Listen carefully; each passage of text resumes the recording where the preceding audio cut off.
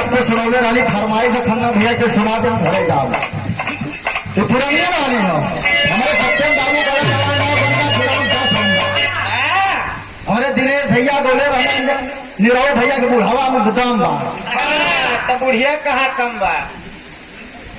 हाँ भाई सही सम्राट हैदर गुरु जी गाँव लहरी गुरु जी गाँव कैलाश का गाँव का झूलनी झूलनी सारी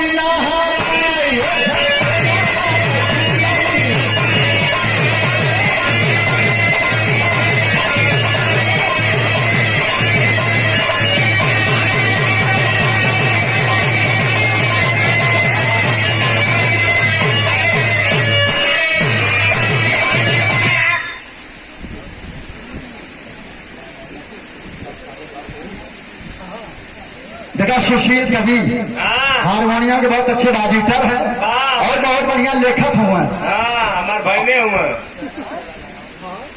हमारे दुलारे भैया भाई चैनल का नाम है सुशील एंटरटेनमेंट। पे आप लोग सर्च मरवा सुशील एंटरटेनमेंट सब कुछ गाना तमाम कलाकार के हमारे उपेंद्र भैया की दाहिना हाथ हुआ और हमारे महेंद्र भैया की लड़का नाम भुला डब्बू भैया बड़ा प्यार दुलार मिलेगा। सुंदर पुष्पहार बा भैया बड़ा पलकी बात कहना है झूलनी खलीफा झकोरा मारे झूलनी सारी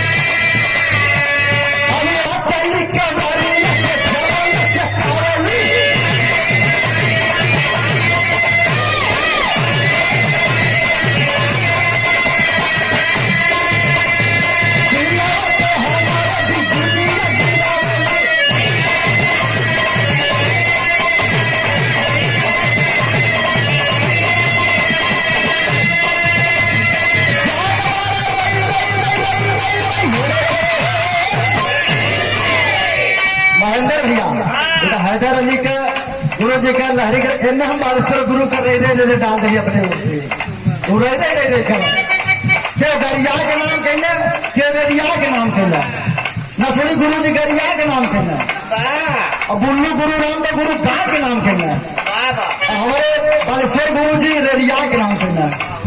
अरे रे रे रे रे रे रे रे कर तो कनिका से कर देगा